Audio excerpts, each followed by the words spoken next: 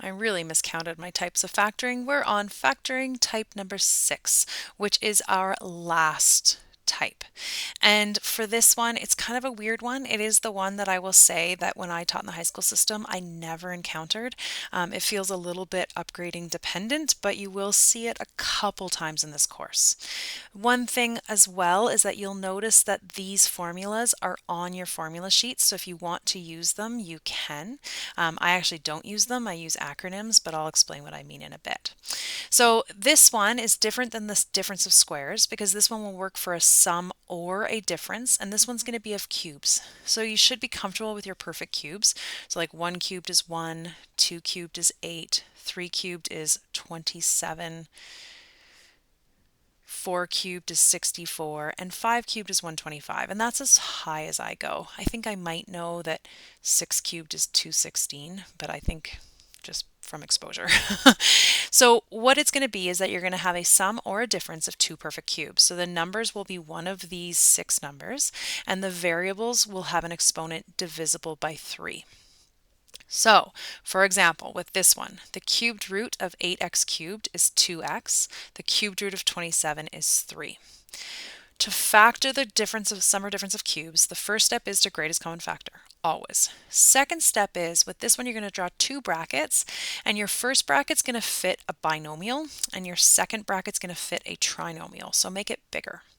You're going to then take those cubed roots and write them first in the first bracket. So you're going to write the 2x and the 3 in the first bracket, and I highly recommend don't put signs in yet.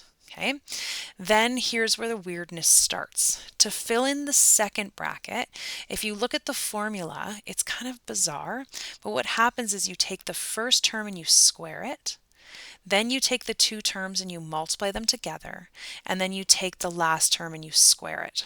So I've come up with this acronym SMS. I always think that, and maybe I'm old and this is why, but text messages used to say like SMS data charges may apply. So I think of sending a text message to the second bracket. And to do that, I'm going to take the first term and I'm going to square it. So 2x all squared, which will end up being 4x squared. Then I'm going to multiply the two terms together to get 6x, so 2x plus 3x, which is 6x. And then I'm going to square the last term, so 3 squared, which is 9. So that's the first acronym, SMS. The second thing is filling in the signs. Now again, you can look at the formulas on your formula sheets. If it's a difference of cubes, the signs go minus, plus, plus. And if it's a sum of cubes, you can go plus, minus, plus. Instead of having to look at a formula sheet, you can remember the acronym SOAP. And what it means is that the first sign is always the same as the question.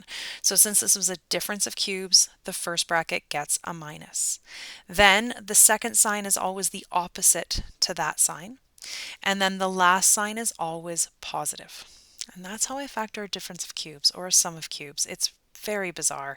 And the only time it matters, whether it's a sum or a difference, is at the very end when you put in your signs. So let's try a couple. So I'm going to do these both at the same time, and then you're going to try the two at the bottom.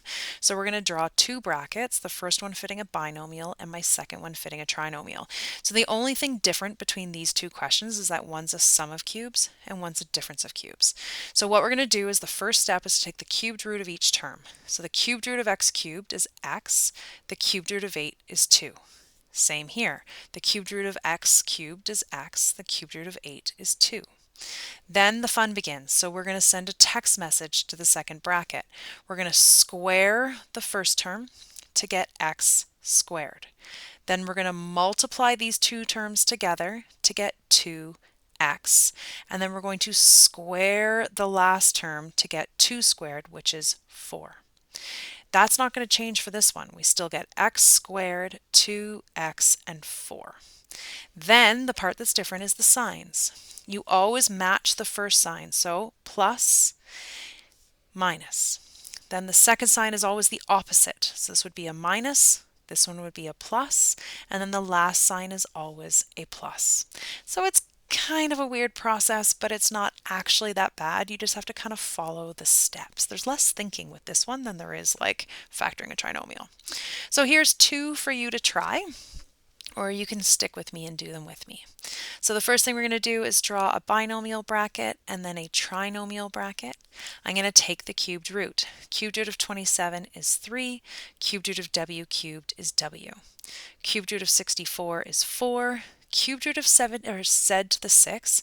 So when you're taking a cubed root, right, the index of the exponent becomes the denominator of a fraction. So this would be z to the 6 over 3.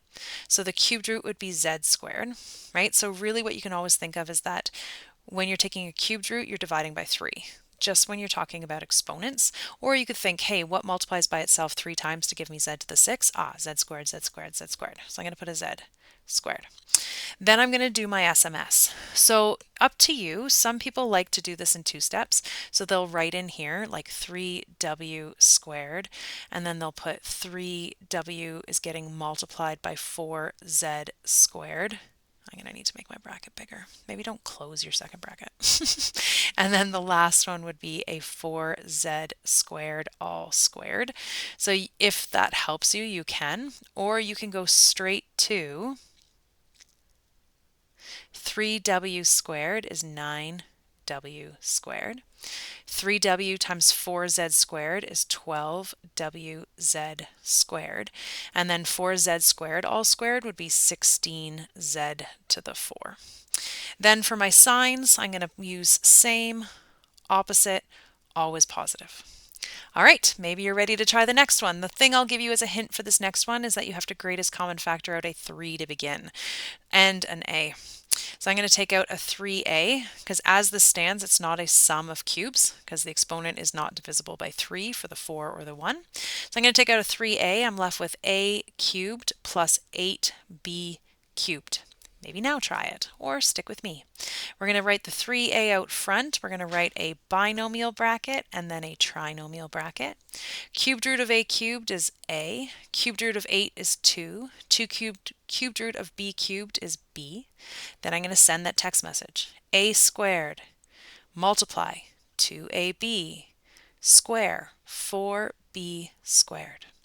Then same, opposite, always positive. All right, hopefully you didn't find those too torturous and you can go and practice those questions.